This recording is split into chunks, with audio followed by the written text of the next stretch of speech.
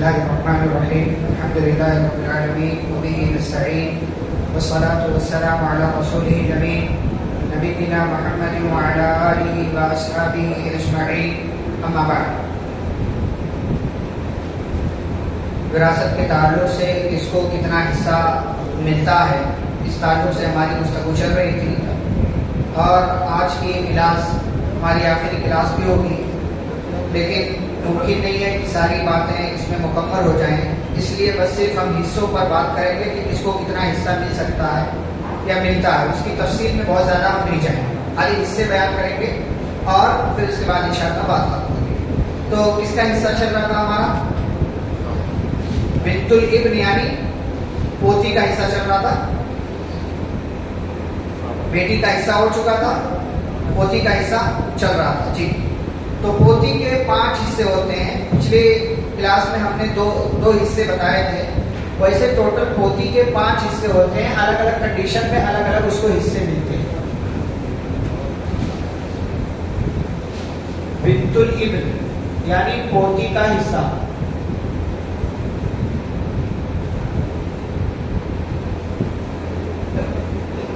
इसके टोटल 5 हिस्से होते हैं। मतलब 5 तरीके से ये विरासत में इसका नाम आता है। एक तो महजूब हो जाती है, यानी कुछ नहीं मिलता उसको। दूसरे असबा बनती है।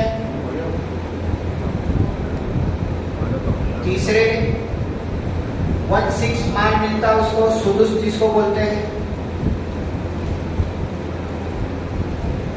चौथा हिस्सा 2/3 है, जिसको सुलुसैन मिलता है। पांचवा है, इसको आधा मिलता है।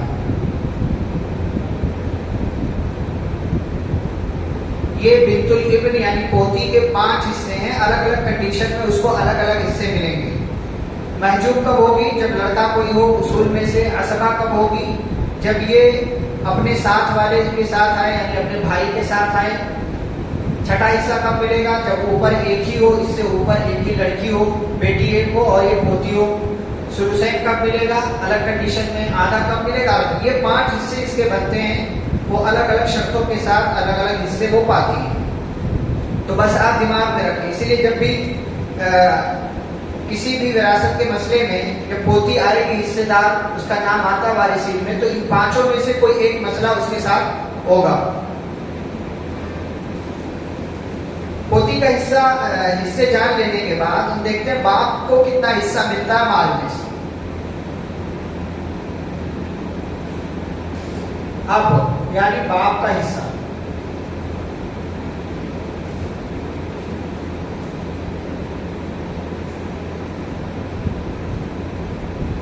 बाप के 3 हिस्से बनते हैं टोटल। एक हिस्सा है सुदुस यानी 1/6 और दूसरा हिस्सा है सुदुस प्लस बाकी। सुदुस यानी 1/6 प्लस बाकी।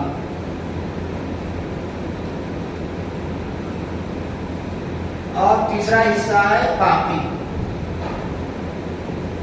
यानी एक सूरत में उसको छठा हिस्सा मिलता है, दूसरी सूरत में छठा हिस्सा भी मिलता है, और अगर माल बाकी बच जाता है वो भी मिल जाता है, और तीसरी सूरत में पूरा बाकी बचा हुआ माल उसको मिलता है। ये 3 हिस्से उसके बनते हैं। ये बाप के हिस्से हो गए। यानी बाप को इन तीनों के अलावा किसी और तरीके से हिस्सा नहीं मिलता है, या उससे ज्यादा हिस्सा नहीं मिलता है बाप को। अब इसी में दादा का हिस्सा, तो अब दादा के हिस्से में आप देखें अबुल अब, दादा को अबुल अब बोलते हैं, यानी बाप का बाप, तो उसको दादा बोलते हैं। दादा का हिस्सा, दादा के भी यही 3 हिस्से आ जाएंगे, लेकिन एक उसका एक चीज और बढ़ जाएगी, वो है महजूब। महजूब कब होगा? यानी इससे ऊपर वाला है। बाप अगर है तो दादा क्या हो जाता है? महजूब हो जाएगा। बाप है अगर तो दादा को हिस्सा नहीं मिलेगा। एक तो है महजूब, दूसरा है सुदुस यानी 1/6 जो बाप वाला है, बाकी ये तीनों कॉपी होकर के इधर आ जाएगा। नंबर 3 सुदुस प्लस बाकी,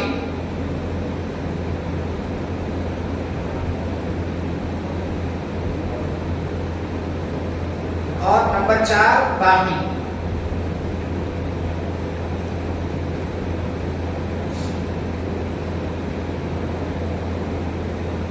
ये दादा का हिस्सा हो गया।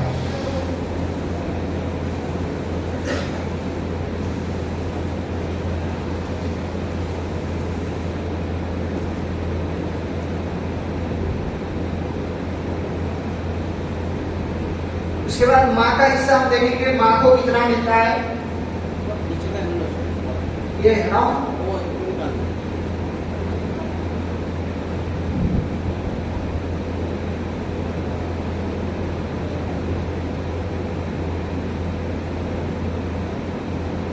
ओम यानी माँ का हिस्सा।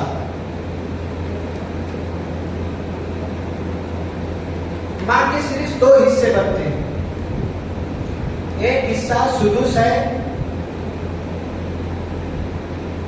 सुदुस उसको कब मिलता है, जब मैयत का कोई बेटा या मैयत के औलाद में से या मैयत के भाइयों में से बहनों में से कोई मौजूद हो। अगर मैयत के भाई बहन या मैयत के बेटा बेटी मौजूद है तो माँ को छठा हिस्सा मिलता है, और अगर ये दोनों ना हो तो माँ को तीसरा हिस्सा मिलता है।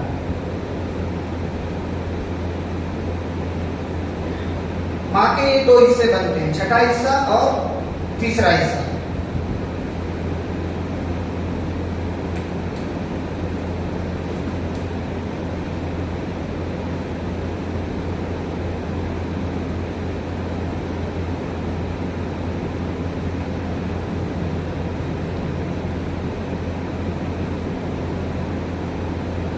अब इसमें दादी या नानी का हिस्सा,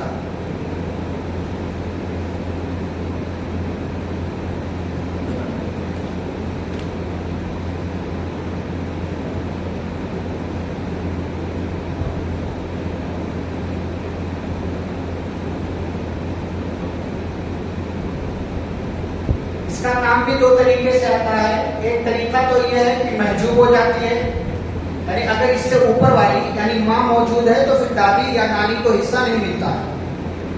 महजूब का मतलब खलास, इसका हिस्सा कुछ नहीं है। और दूसरा ये कि उसको सुदुस मिलता है। सुदुस यानी छठा हिस्सा। कब मिलता है उसको छठा हिस्सा, जब इससे ऊपर वाली मौजूद हो, यानी माँ मौजूद हो। माँ मौजूद ना हो, सर माँ मौजूद ना हो तो उसकी वजह से उसको छठा हिस्सा मिलता है।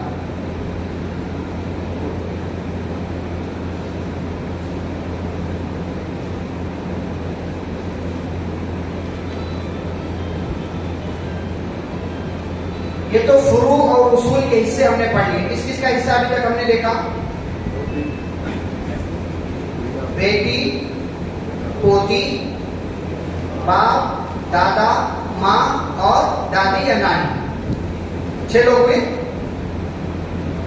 उसके बाद के हिस्से हैं, तफसील तो बहुत लंबी है।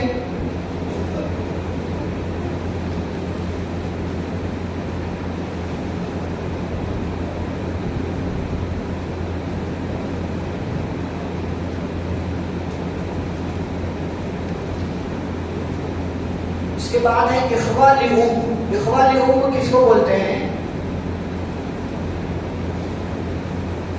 माँ शरीक, माँ शरीक भाई या बहन।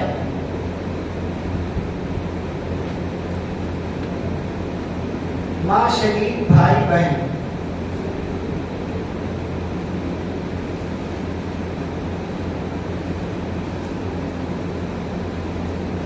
इसके 3 हिस्से बनते हैं।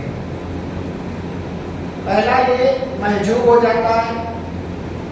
महजूब कब होगा? यानी जब फरा में से यानी बेटा बेटी में से कोई एक मौजूद हो, या उसूल में से यानी बाप में से कोई मौजूद हो। फरा या उसूल में से कोई मौजूद हो। फरा में से मुज़क्कर हो या मुअन्नस, उसूल में से मुज़क्कर मौजूद होना चाहिए। तो इसी सूरत में इसको हिस्सा नहीं मिलेगा। दूसरा है 1/3 इसको मिलता है। सुलुस, सुलुस इसको मिलता है। कब सुलुस मिलता है? जब इससे ऊपर वाले मौजूद ना हो, यानी फरा में से मुज़क्कर यानी बेटा बेटी मौजूद ना हो और उसूल में से बाप दादा मौजूद ना हो, तो ऐसी सूरत में इनको 1/3 मिलता है, लेकिन एक से ज्यादा होना चाहिए, एक से ज्यादा होना चाहिए, 1+ की तादाद होनी चाहिए। 1+ की तादाद के साथ इनको 1/3 मिलता है। और तीसरा हिस्सा सुदुस का है। सुदुस कब मिलेगा? जब ऊपर महजूब करने वाला कोई ना हो, यानी फरा में से मुज़क्कर या मुअन्नस यानी बेटा बेटी ना हो, और उसूल में से बाप दादा मौजूद ना हो, और ये खुद अकेला हो खुद, तो उसको छठा हिस्सा मिलेगा, या अकेली हो यानी इख्वाली हो, माँ शरीक भाई या बहन में से कोई अकेला या अकेली हो, और ऊपर फरा में से मुज़क्कर या मुअन्नस यानी बेटा बेटी मौजूद ना हो या बाप दादा मौजूद ना हो, तो छठा हिस्सा मिलेगा।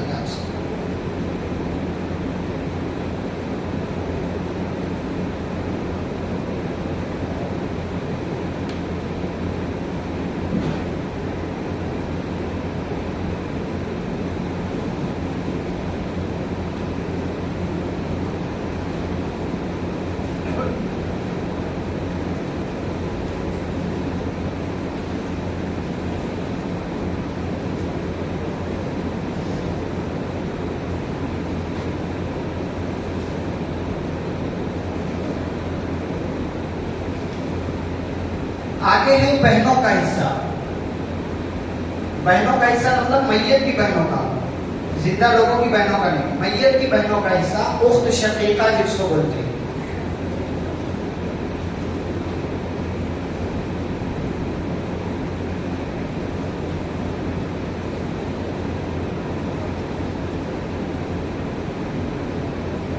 इसके 5 हिस्से हैं। Number 1 Mahjub, number 2 आसबा। अब आसबा में 2 तरीके से बनती है, एक को आसबा बिल गैर बोलते हैं और दूसरे को आसबा माल गैर बोलते हैं। इसको मैं समझाता हूँ।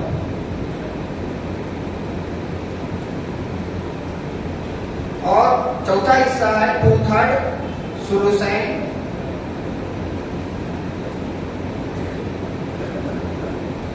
पांचवा हिस्सा है आधा।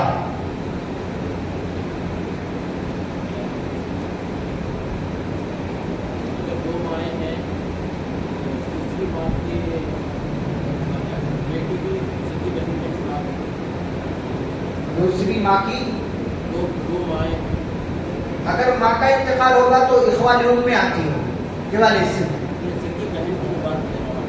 सगी बहन, मैयत की सगी बहन, जो भी हम देख रहे हैं ना, ये मैयत से रिश्ता देखकर, क्योंकि मैयत का माल तकसीम होगा। हाँ माना जाएगा सगी बहन नहीं, तब वो इख्वाली उम्म या इख्वाली अब में आते हैं, माँ की तरफ से या बाप की तरफ से, फिर वो दूसरी लिस्ट हो जाती है। सगी बहन है, बाप और माँ दोनों एक ही होनी चाहिए, उसको सगी बहन बोलते हैं। अगर बाप हुआ तो उसको अखली अब या उख्तली अब बोलते हैं, बाप शरीक भाई या बाप शरीक बहन। और अगर माँ की तरफ से तो उसको इख्वाली उम्म बोलते हैं, यानी माँ शरीक भाई या माँ शरीक बहन उसको। तो ये 5 हिस्से से है बहन के। 5 हिस्से लेके क्या है? पहला क्या है? महजूब बहन को कोई हिस्सा नहीं मिलता। कब? जब ऊपर फरा में से मुज़क्कर यानी बेटा जब मौजूद हो, मैयत का बेटा जब मौजूद हो, तो मैयत की बहन को नहीं मिलता है। ठीक है। दूसरा हिस्सा असबा बिल गैर, असबा यानी बाकी माल मिलता है, लेकिन किसके साथ? ये वो भाई के, अपने भाई के साथ, यानी ये वाली जो बहन है ये अपने भाई के साथ मौजूद हो और ऊपर फरा में से मुज़क्कर मौजूद ना हो, तो ये क्या हो जाती है? अपने भाई के साथ क्या हो जाती है? असबा हो जाती है। मैंने क्या कहा था कि एक कैटेगरी वाला मतलब औरत दूसरी मतलब अपनी ही चीज से, अपने ही जैसे के साथ क्या हो जाती है? असबा हो जाती है। जैसे बहन भाई के साथ असबा हो जाती है, बेटी बेटे के साथ मिलकर के असबा हो जाती है, तो उसको बाकी माल में से उसको माल दिया जाता है, तो उसको असबा बिल गैर बोलते हैं। अच्छा, असबा माल गैर क्या है? इससे ऊपर अभी हमने बेटियों का हिस्सा बताया। ठीक है। मैयत की बेटियां अगर सिर्फ हो और साथ साथ सिर्फ मैयत की बहनें हों, तो ऐसी सूरत में ये मैयत की बहनें मैयत की बेटियों के साथ मिलकर के असबा बनती हैं। बेटियों का जितना हिस्सा बनता है उतना हिस्सा उनको दे देंगे, और फिर उसके बाद बाकी बचा हुआ माल अगर मर्दों में से कोई नहीं है तो किसको मिलता है? किसको मिलेगा? जैसे इसकी मैं मिसाल देता हूँ आपको, इसकी मिसाल देता हूँ। जैसे एक इंसान का इंतकाल हुआ और उसने अपने पीछे बीवी, दो बेटियां,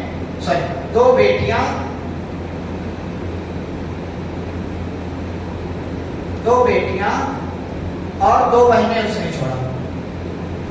अब हिस्सा कैसे मिलेगा? बीवी को कितना मिलेगा यहां पर? बीवी का 1/6 तो है ही 8। बीवी को 1/8, क्योंकि मैयत की औलाद मौजूद है। बेटियों को कितना मिलेगा? 2 बेटियां हैं, 2 बेटियों का ज्यादा से ज्यादा हिस्सा हम बता चुके हैं पहले। 2 बेटियों का हिस्सा 2/3, कितना? 2/3, पूरे माल का 2/3, और पूरे माल का 8वां हिस्सा इसको चला गया, पूरे माल का 2/3 इसको चला गया। अब जो भी माल बाकी बचेगा वो ये 2 बहनें इन दोनों बेटियों के साथ असबा बन रही हैं, तो बाकी बचा हुआ माल इनको मिल जाएगा। किस वजह से? असबा माल गैर होने की वजह से। अच्छा, अब अगर इसी मिसाल में आप देखें, अगर मैयत यही तीनों होती, मैयत की बीवी, 2 बेटियां, 2 बहनें और साथ में 2 भाई भी होते, अगर साथ में 2 भाई भी होते तो अब यहाँ देखिए हिस्सा खत्म हो जाता। अब यहाँ बहन, ये बेटी के साथ बहन असबा नहीं होती, बल्कि अपने भाई के साथ मिलकर के ये क्या बनेगी? असबा बनेगी। अब यहाँ पर बाकी बचा हुआ माल जो है तकसीम होगा इन 2 बहनों और 2 भाइयों के दरमियान। कैसे तकसीम होगा? बाकी बचे हुए माल के कितने हिस्से करेंगे? 6 हिस्से करेंगे। दोनों भाइयों को 2-2 हिस्सा मिल जाएगा और 2 बहनों को 1-1 हिस्सा मिल जाएगा। तो ये जब बहन भाई के साथ आए तो असबा बिल गैर होती है, और जब बहन बेटी के साथ सिर्फ आए तो असबा माल गैर होती है। समझ रहे? बहनें बेटियों के साथ असबा हो जाती अगर ऊपर बेटा मौजूद ना हो तो, क्योंकि मैंने पहले कहा बेटा बहुत से लोगों का हिस्सा कम कर देता है या बहुत से लोगों का खत्म कर देता है। ठीक है, तो ये दोनों में फर्क है, असबा बिल गैर, असबा माल गैर। अच्छा, ये बहन का ये 2/3 बहन को हिस्सा मिलता है, कब मिलता है? जब बेटियां सिरे से मौजूद ना हो, बेटे भी मौजूद ना हो, और 2 बहनें हों, 2 बहनें, 3 बहनें, 4 बहनें हों तो उनको 2/3 मिलता है। और अगर बहन अकेली है, उससे ऊपर कोई भी मौजूद नहीं है, तो ऐसी सूरत में बहन को पूरे माल का आधा हिस्सा मिल जाएगा अपने भाई में से जिसका इंतकाल हुआ। समझ आ गई? जी।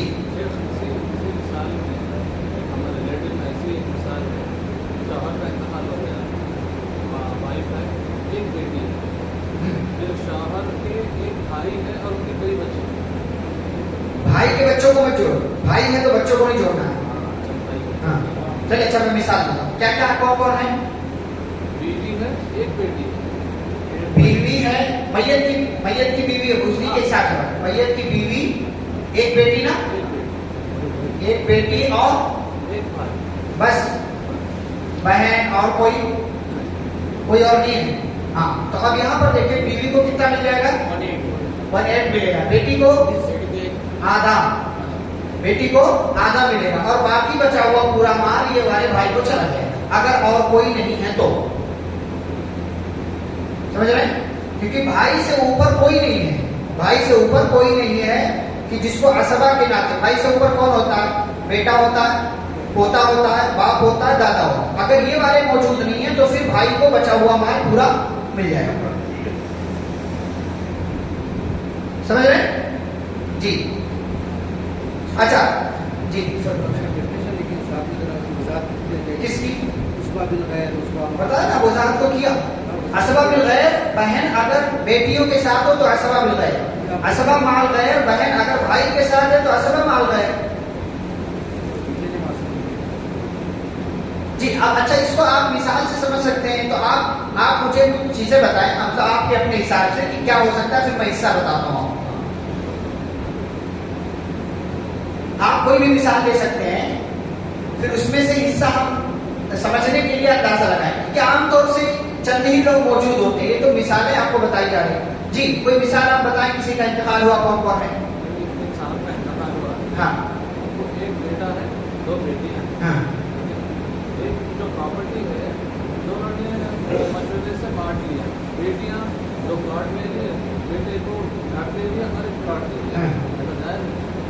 जो हिस्सा है उसके हिसाब से करना पड़ेगा। वो क्या है अंडरस्टैंडिंग में उन लोगों ने किया किसी दो शरीयत में अंडरस्टैंडिंग नहीं चलती है, शरीयत में शरीयत चलती है। शरीयत में शरीयत का कानून चलेगा, वहां अंडरस्टैंडिंग नहीं चलेगी। बांट लिया उन्होंने, क्या कर लिया वो जाने, लेकिन शरीयत को अगर फॉलो नहीं किया तो गलत किया। तो इसमें हिस्सा क्या है, अगर बेटा बेटी मौजूद है तो उसमें बेटे को जो है डबल मिलेगा, बेटी को सिंगल मिलेगा। अगर यही सिर्फ है तो सिर्फ यही है, यानी अगर मैयत के वारिस सिर्फ बेटा बेटी बन रहे हैं तो इनके और बाप माँ बीवी कोई मौजूद नहीं है, तो ऐसी सूरत में पूरे माल के एक बेटा है एक बेटी है तो पूरे माल के 3 हिस्से करेंगे। 2 हिस्सा बेटा ले लेगा, 1 हिस्सा बेटी ले लेगी। 2 बेटियां हैं तो 2 बेटियों को 1 हिस्सा, 4 हिस्से करेंगे माल के। 2 हिस्सा एक बेटे को और 1 हिस्सा दोनों बेटियों को जाएगा। किसी में क्या हुआ है कि वालिद ने बेटियों को शादी के टाइम पे 2 प्लॉट दे दिए। हाँ, और बेटे को क्या किया? बेटे को कुछ नहीं दिया, बेटे को कुछ तो गलत किया। लेकिन मरने के बाद माल बराबर तकसीम होगा।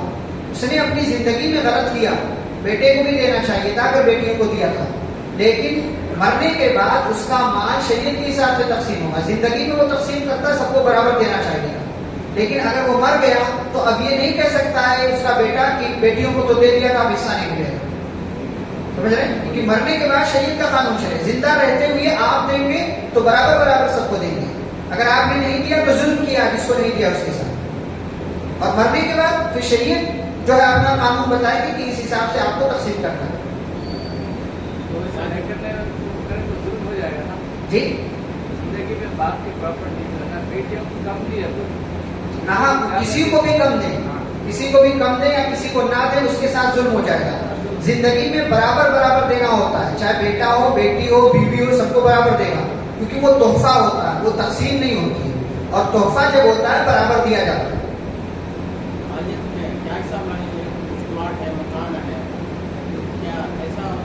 उसका अंदाजा जैसा भी करें, प्लॉट तकसीम करना चाहे प्लॉट बराबर बराबर तकसीम करें, उसकी कीमत जो है बेच करके कीमत जो है वो बराबर है, मतलब जो हिस्सा बन रहा, जाहिर सी बात है भाई करना पड़ेगा आपको।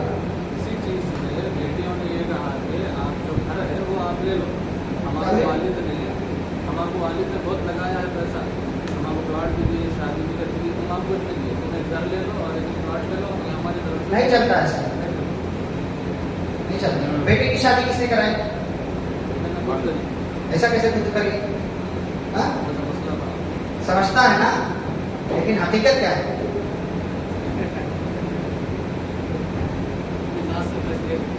जी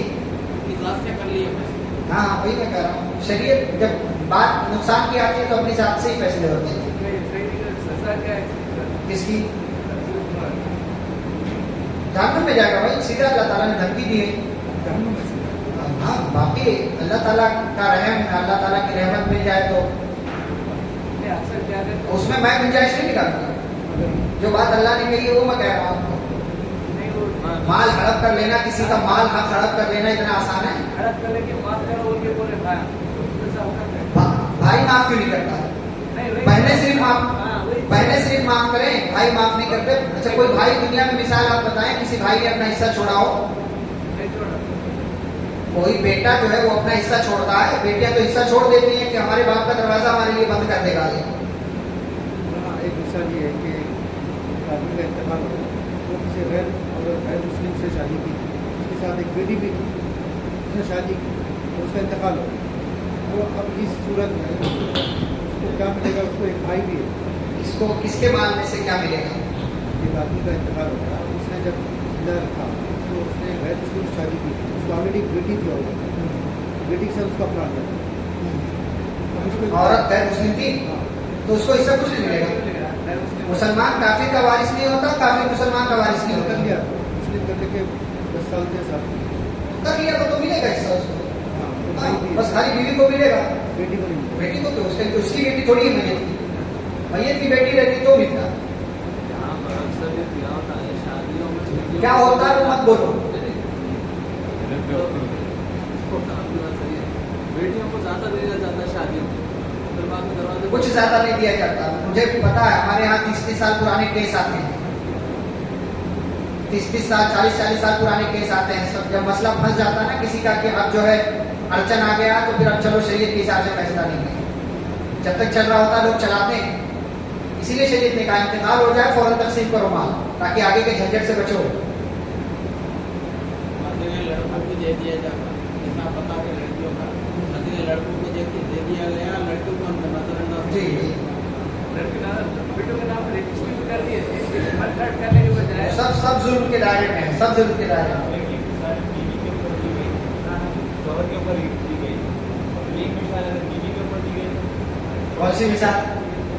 शोहर का इंतकाल होगा तो बीवी को 1/8 मिलेगा वही। हाँ, अगर औलाद है तो अगर वही उसकी जगह बीवी का इंतकाल हो जाए और शोहर जब बाकी है उसमें आप ऐसा मिसाल मुझे देना कौन कौन है, फिर मैं बताता हूँ आपको। बेटा तो बीवी का इंतकाल हुआ कौन कौन है बताइए? शौहर है, एक बेटा है, एक बेटी है, हाँ, और 3 बहनें हैं, कितनी? 3 बहनें और एक माँ है, 3 बहन, माँ, बेटा, बेटी, और कोई? सोच लो, मिसाल बना रहे हो गया। अब देखो शौहर को यहाँ चूंकि औलाद मौजूद है कितना हिस्सा मिलेगा? 1/4। 3 बहनें, 3 बहनों का हिस्सा क्या हो जाएगा?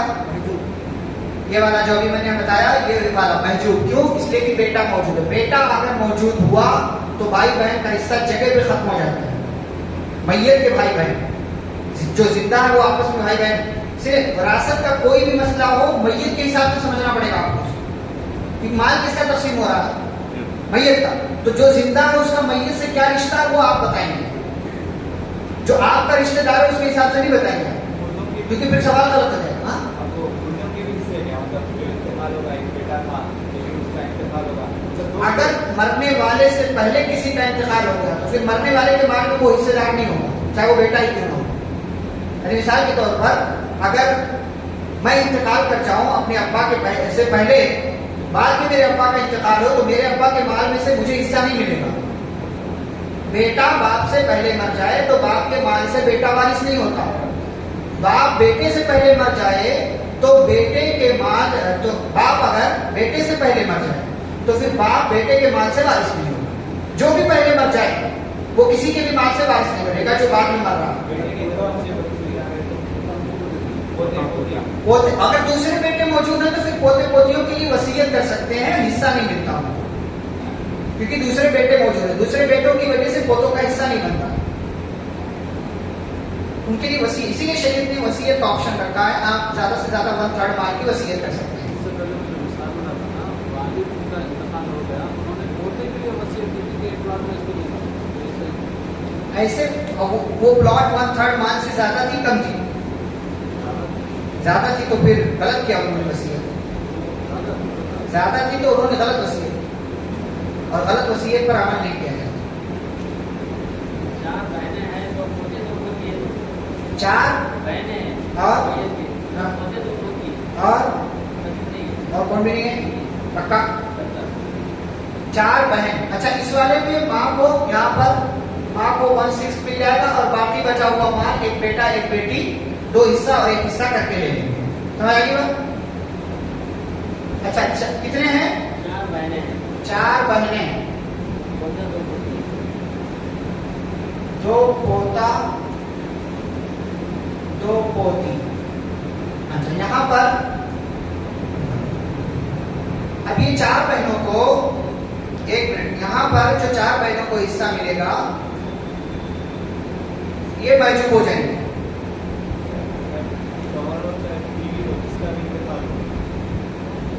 ये यहाँ महजूब है, क्यों? क्योंकि पोता फुरू में से पोता मौजूद है, तो बेटा मौजूद हो या पोता मौजूद हो, फुरूर में से मुज़क्कर अगर कोई मौजूद है तो ऐसी सूरत में बहन क्या हो जाती है?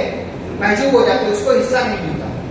और बाकी बचा हुआ माल ये दोनों पोते, चारों पोते पोतियों में 2-2 के, मतलब 2 पोतों का 2-2 हिस्सा, 2+2, और 2 पोतियों का 1-1 हिस्सा 1+1। इस तरीके से कुल माल के 6 हिस्से करेंगे और चारों में तकसीम कर देंगे।